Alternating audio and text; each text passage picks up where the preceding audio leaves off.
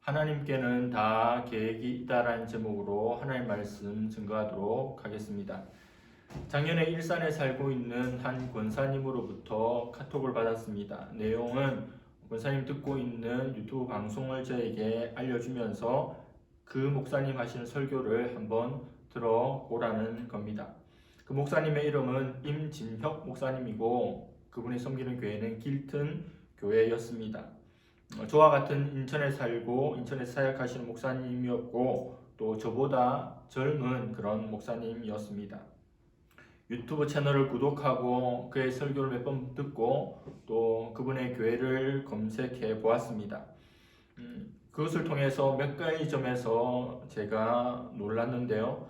첫 번째는 성도 수가 한 500명 정도 되지 않는데 유튜브 구독자가 3만 명에 이르렀습니다. 그리고 구독자가 많은 것이 아니라 주일 설교를 조회하는 조회수도 거의 3만 번에 가까웠습니다. 서울과 경기도 수도권을 제외하고 전국에서 가장 큰 규모의 교회가 부산에 있는 수영로 교회입니다. 성도수가 2만 명 되는 교회입니다. 수영로 교회 유튜브의 구독자는 얼마일까요? 5만 명이고 또 매주 주일 설교를 듣는 인원은 3만 명입니다. 길튼 교회는 500명의 성도가 있는데 3만 명의 구독자, 3만 번의 조회, 그리고 한강 이남에서 가장 크다고 하는 수영로 교회는 5만 구독자에 또 3만 청취자들이 있었던 겁니다.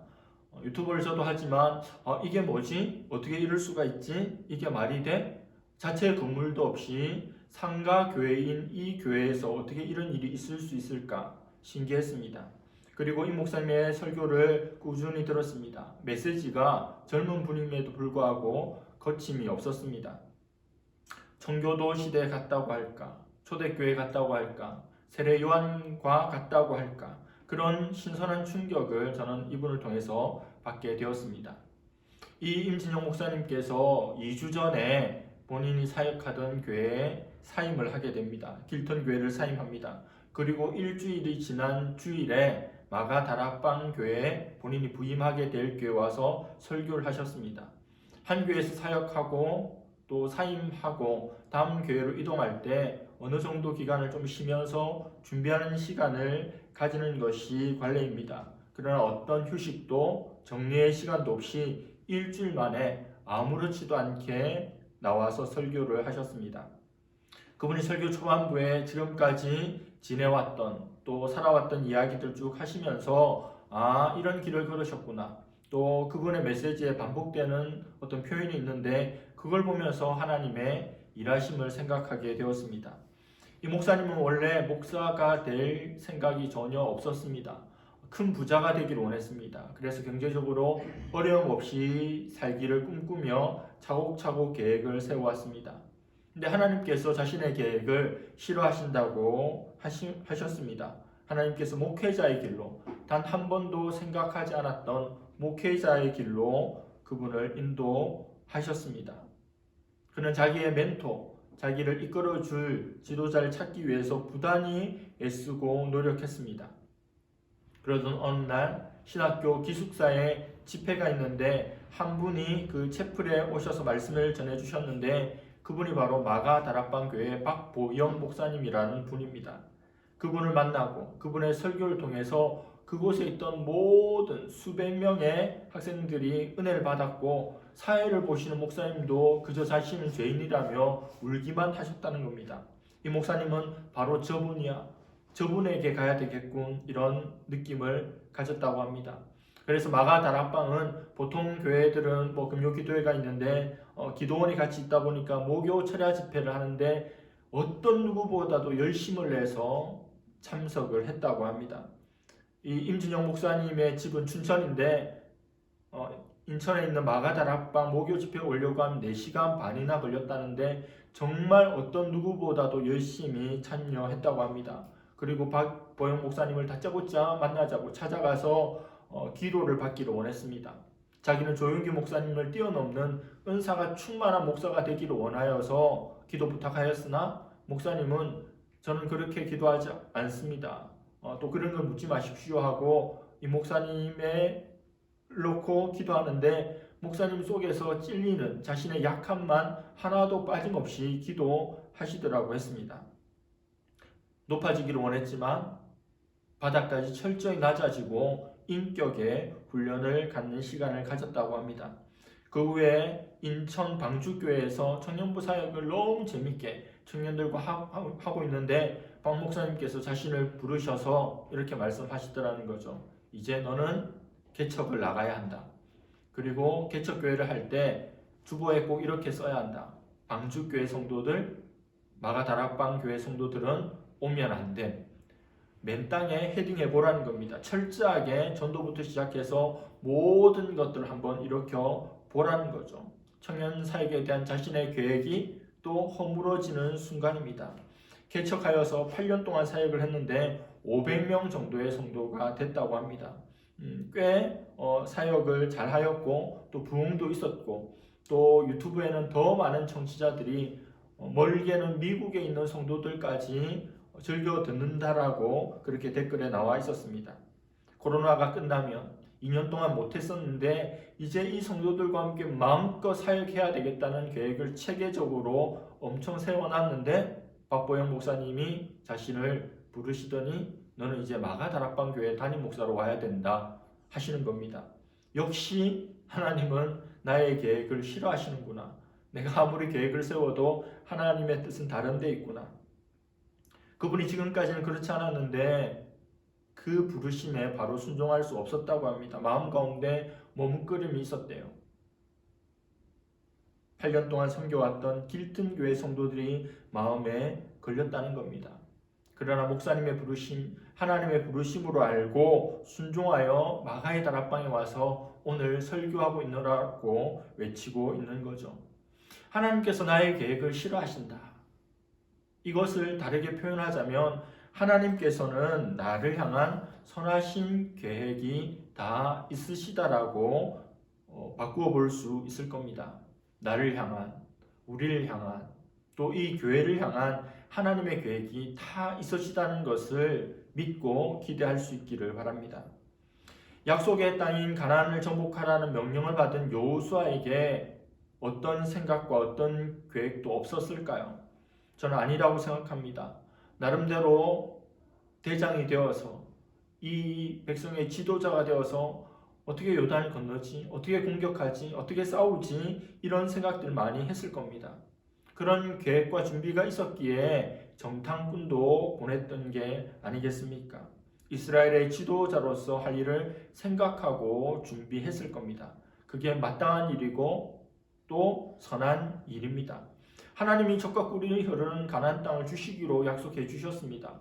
그러나 입만 벌리고 있는다고 그것을 그냥 얻을 수 있는 것은 아니죠. 지도자로서 해야 할 일이 있는 겁니다. 하나님이 주신다고 했기에 난 아무 생각 없이 그냥 멍청하게 있는다고 되는 게 아니라는 거죠. 하나님이 이렇게 하라고 하시면 그 일을 해야 합니다. 그러나 어떤 때 하나님께서 말씀하지 않으셔도 내가 해야 될 일이 있으면 해야 되죠. 예를 들어 전도를 생각해 봅시다. 전도는 해야 됩니까? 안 해야 됩니까? 해야 됩니다.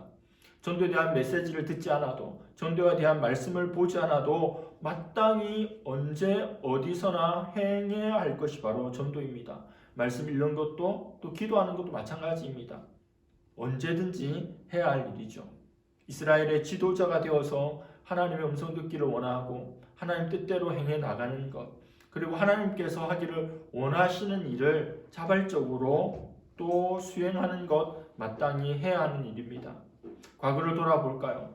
모세를 이어서 이스라엘의 지도자로 여호수아를 세우신 것도, 또 요단강을 마른 땅으로 건너게 한 것도, 또 그 놀라운 일들을 후손들에게 교육하기 위해서 기념비를 세우라고 한 것도, 그리고 오늘 본문의 할례 행함과 유월절 지킴도, 그리고 이후에 가나안을 정복해 가는 모든 일들도 하나님의 계획 가운데 다 있는 것입니다. 하나님의 계획대로 이루어졌고 하나님의 계획대로 이루어질 일들이 남아 있습니다. 이스라엘 백성들이 요단강을 건넜습니다. 기념비를 세웠습니다. 길갈에 머물고 있습니다. 하나님께서 여호수아에게 말씀합니다. 할례를 행하라.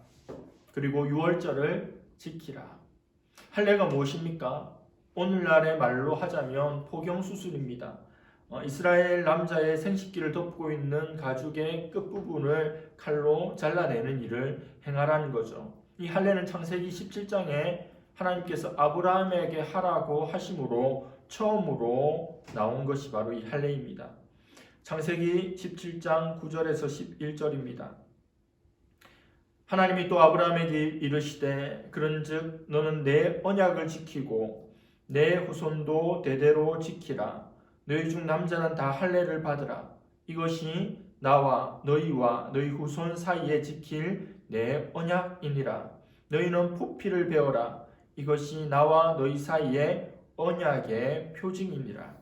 하나님과 언약, 약속을 맺었습니다. 그 맺은 백성으로서 할례를 행함으로 그것이 할례를 행함으로 언약 맺었던 것의 증거로 징표로 남아 있는 거죠. 할례는 이스라엘 백성들과 그렇지 않은 이방의 사람들을 구별하는 하나님의 표식입니다. 할례를 행한 자들은 자신의 생식기를 볼 때마다 소변을 볼 때마다 나는 하나님의 구별된 백성이구나를 잊지 않도록 하기 위해서 그렇게 하셨습니다. 이스라엘 백성들이 출애굽하였죠. 애굽 생활할 때도 이 할례를 행해 왔습니다. 그래서 출애굽한 1세대들은 다 할례를 받은 남자들이었어요. 그러나 불순종으로 말미암아 광야에서 다 죽게 되었습니다. 광야에서 태어나고 만나를 먹었던 후세대 만나 세대에게는 할례를 행하지 않았습니다. 그런데 하나님께서 약속하신 이 가나안 땅에 들어온 순간 하나님께서 40년 만에 이 할례 예식을 행하라고 하는 겁니다. 우리가 생각할 때는 가나안을 다 정복하고 행하라고 하시지 왜 지금인가? 이미 하나님 계획이 가나안을 정복하기 전에 이 할례를 행하는 것으로 세워져 있기 때문입니다. 순서조차 하나님의 뜻 안에 있죠. 그런데 생각해 보십시오. 할례를 시행하는 데에는 위험 요소가 있고 어려움이 있습니다. 지금 그들은 어디에 있습니까? 여리고 앞에 있습니다. 그리고 지금은 어떤 시점입니까? 바로 전쟁을 앞두고 있는 시점입니다. 요단강을 건너고 처음 맞이하게 될 여리고성 그 멀지 않은 장소에서 전쟁을 앞두고 있는 시점이란 말입니다. 할례를 받으면 이 수술을 행하면 최소 일주일 정도는 그 고통 때문에 제대로 움직이지도 못하고 전쟁하는 것은 불가능한 일이죠. 적의 공격에 무방비 상태가 되는 겁니다. 어떤 누구보다 더 준비해야 되고 무장해야 될 이 시점에 하나님은 전쟁을 앞두고 이스라엘을 무장 해제시켜 버립니다. 할례를 받은 백성들이 남자들이 회복되는 기간을 보내고 있을 때 적들이 공격해 온다면 100명, 200명만 온다 하더라도 싹 무찌를 수 있습니다. 그것으로 가나안 정복의 이스라엘 역사는 끝나고 마는 거죠. 상식적으로 말이 안 되는 겁니다. 여호수아가 듣기에도 또 이스라엘 백성들이 듣고 그것을 행할 때 있어서도 말이 안 됩니다. 우리는 너무 불안합니다. 지게 될 것입니다. 얼마든지 불평 또 반론을 제기할 수 있죠. 그러나 여호수아도 이스라엘 백성들도 군소리하지 않습니다. 할례를 행하라고 하니까 행합니다. 할례를 받으라고 하니까 받게 되는 거죠. 하나님의 말씀에 대한 우리의 태도가 그러해야 합니다. 약속의 말씀인 성경을 읽을 때 오늘날의 상황과 환경과 맞지 않아. 지금 내가 할 수 있는 일이 아니야. 다음이면 몰라도 지금은 아니야. 그런 핑계를 대지 말라는 겁니다. 그냥 말씀하시면 우리 가운데 감동을 주시면 그냥 한번 해보라는 거죠. 그러면 하나님께서 일의 가심을 보게 된다는 겁니다. 두 번째로 해야 될 일은 유월절을 지키는 겁니다. 우리가 몇 주 동안에 설교를 할 때 이 유월절이 자주 나왔죠. 유월절은 출애굽, 이스라엘 백성들이 출애굽한 것을 출애굽시키신 하나님의 은혜의 역사를 기억하는 절기입니다. 이스라엘 백성들이 출애굽하고 이듬해 그 다음 해 광야에서 유월절 예식을 한번 행했습니다. 한번 지켰습니다. 그리고 40년 동안 지키지 않았는데 이 유월절을 지키라는 거죠. 요단강을 건넜던 이스라엘 백성들은 어땠을까요? 굉장히 업돼 있고 고무돼 있고 들떠 있지 않았을까요? 눈앞에 정말 스펙타클한 그런 기적이 일어나니까 얼마나 마음이 두근두근 됐겠습니까? 그리고 오늘 1절에 나오는 것처럼 우리가 경험한 그 일을 가나안 사람들도 다 알고 있는 겁니다. 홍해를 건넌 것도 알고 있었고 요단강을 마른 땅으로 건넌 것도 다 알고 있어서 마음이 다 녹아내렸대요. 그들은 성 안에 있는 사람들이고 무기가 있고 장대한 사람임에도 불구하고 이스라엘을 보고가 아니라 이스라엘을 인도하신 하나님의 역사를 들어서 그들은 두려움 가운데 있었던 겁니다. 요단강을 맨 땅으로 건넜으니 사기가 충만했을 수도 있습니다. 가나안 땅에 들어와서 전쟁도 하기 전에 이 절기를 지켜야 하는 이유는 뭘까요? 잊지 말라는 겁니다. 하나님의 은혜로 요단강을 건넜던 것은, 하나님의 은혜로 출애굽하고 광야의 세월을 보낸 것을 이 유월절을 지키면서 제발 좀 기억하라는 겁니다. 니네들이 잘해서, 니네들이 똑똑해서, 니네들이 훌륭해서가 아니라 나 여호와로 말미암아 일어난 일이니까 이제 약속의 땅 이곳에서 유월절을 지키라는 거죠. 할례도 지금 받아야 합니까? 유월절도 지금 지켜야 합니까? 제 생각에는 정복하고 나서 유월절 할례 다 가능할 것 같습니다. 그러나 하나님의 계획과 생각이 있으시죠. 우리도 얼마든지 이런저런 생각 가질 수 있습니다. 그러나 하나님의 계획과 하나님의 생각이 있음을 잊지 않아야 하고 그것이 훨씬 더 중요한 겁니다. 미취학의 어린 아이들이 싸운다고 한번 생각해 보십시오. 웬만한 성인이 그 싸움을 중지시킬 수 있겠죠. 중지할 수 있을 겁니다. 끝낼 수 있을 겁니다. 그리고 그 미취학의 아이들이 몇십 명이 달라들더라도 웬만한 어른이라면 그들 쉽게 제압해버릴 수 있겠죠. 하나님 보기에 가나안 민족은 그리 대단한 게 아닙니다. 이스라엘이 볼 때는 대단하고 또 여호수아도 두렵게 만들었던 그 민족이고 그 땅이고 또 치러야 될 전쟁들이지만 하나님 입장에서 그냥 바람 후 불면 나라가 버릴 존재인지라 우리가 생각하는 이후에 정복하고 난 후에 우리가 완전하게 그들을 밟고 난 후에라고 하는 것은 그다지 의미가 없다는 겁니다. 하나님의 생각과 하나님의 뜻과 하나님의 계획이 훨씬 더 중요하고 그것이 정확하게 들어맞는다는 겁니다. 우리의 상황과 우리의 환경과 상관없이 하나님은 하나님의 순서대로의 일들을 진행해 가십니다. 이제 13장부터 15절에는 특별한 말씀이 나옵니다. 여호수아가 가나안을 정복하기 위해서 첫 번째 관문인 여리고성을 정복하기 위해서 이스라엘 군대를 인솔하고 여리고 가까이 이르렀을 때 여호와의 군대 대장을 만나게 됩니다. 13절부터 15절입니다. 여호수아가 여리고에 가까이 이르렀을 때에 눈을 들어본즉 한 사람이 칼을 빼어 손에 들고 마주 서 있는지라. 여호수아가 나아가서 그에게 묻되 너는 우리를 위하느냐 우리의 적들을 위하느냐 하니 그가 이르되 아니라 난 여호와의 군대 대장으로 지금 왔느니라 하는지라. 여호수아가 얼굴을 땅에 대고 엎드려 절하고 그에게 이르되 내 주여 종에게 무슨 말씀을 하려 하시나이까. 여호와의 군대 대장이 여호수아에게 이르되 내 발에서 신을 벗으라. 내가 선 곳은 거룩하니라 하니 여호수아가 그대로 행하니라. 할례를 행했습니다. 유월절을 지켰습니다. 이제 모든 준비 끝나고 가나안 정복을 위한 요시 땅이 시작된 겁니다. 백성들을 이끌고 여리고성 앞으로 왔습니다. 어떻게 싸워야 될지 여호수아에게 계획이 있었을까요? 있었겠죠. 아무 생각 없이 오지 않았을 겁니다. 그러나 하나님은 하나님의 군대 대장을 그곳에 보냈습니다. 칼을 빼들고 있는 군대 대장을 여호수아가 발견합니다. 제가 제일 앞에 있으니 너는 우리를 위하느냐 우리의 적들을 위하느냐 우리 편이야 상대 편이야 이 질문이에요. 그러자 그가 너네 편이야 혹은 아니 나 가나안 편이야 이야기해야 하는데 전혀 다른 말을 합니다. 아니라고 합니다. 그 질문 자체가 말이 안 맞다고 하죠. 우리 편이야? 저 편이야? 아니야. 나는 여호와의 군대 대장으로 지금 왔다고 합니다.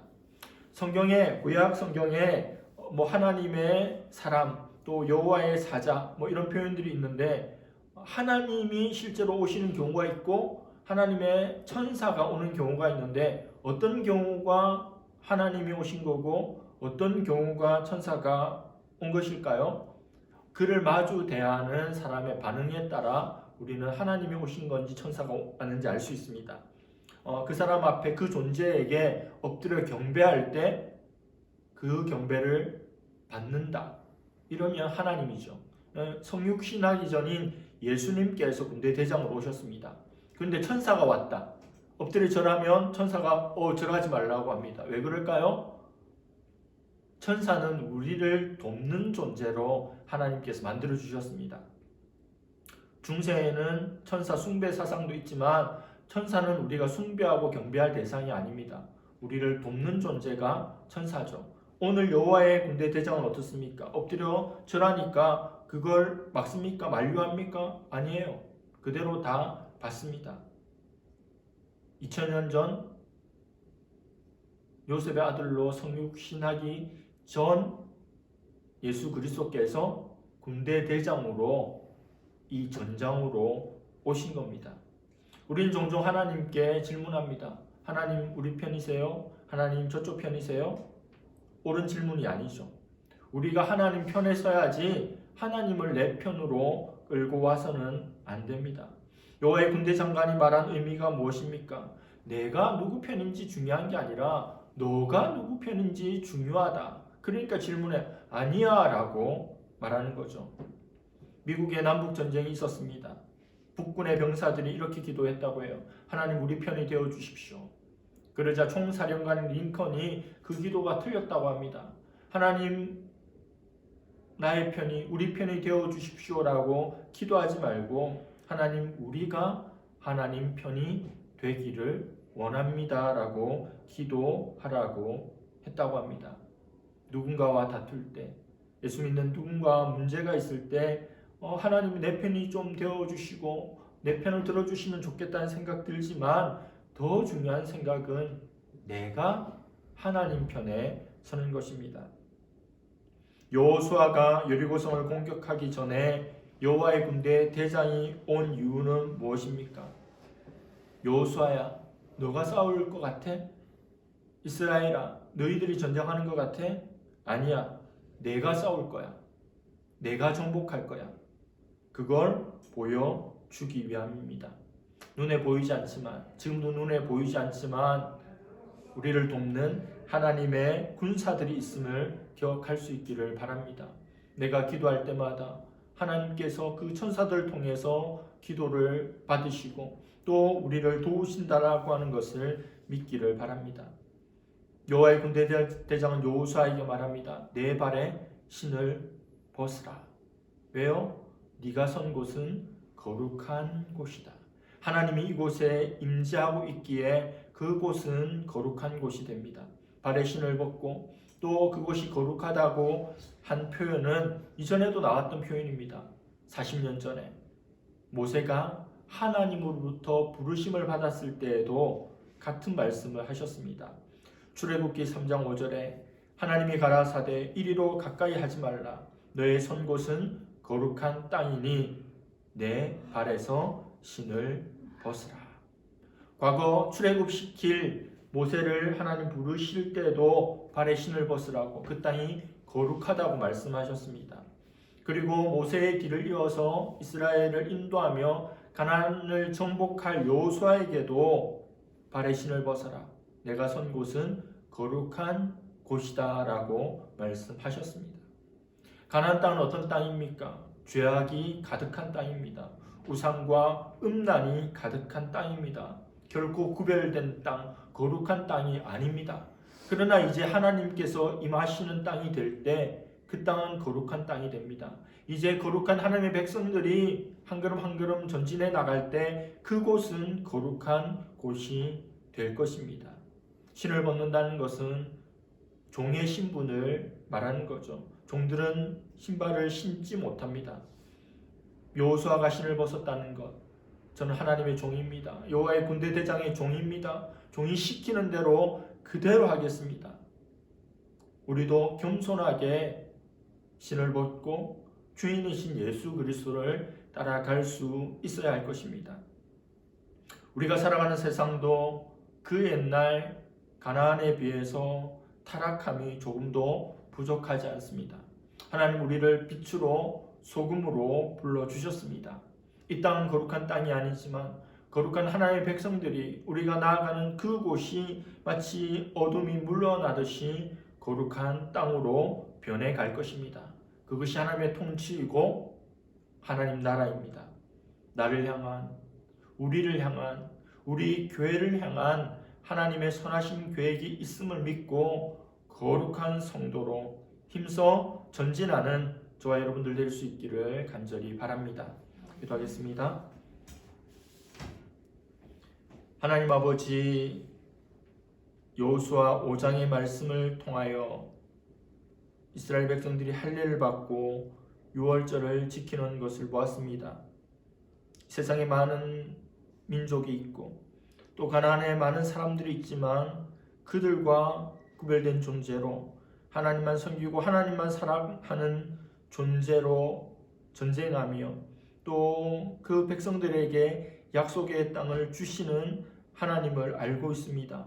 하나님 우리를 또 세상 가운데 보내시는데 우리가 하나님의 거룩한 군사여서 우리가 가는 곳곳이 거룩한 땅이 되고 우리가 하는 모든 일들이 거룩한 일들이 되어서 하나님 나라가 확장되고 하나님께서 역사하심을 늘 경험하는 또 그 일에 쓰임받는 우리 모두가 되게 하여 주시옵소서.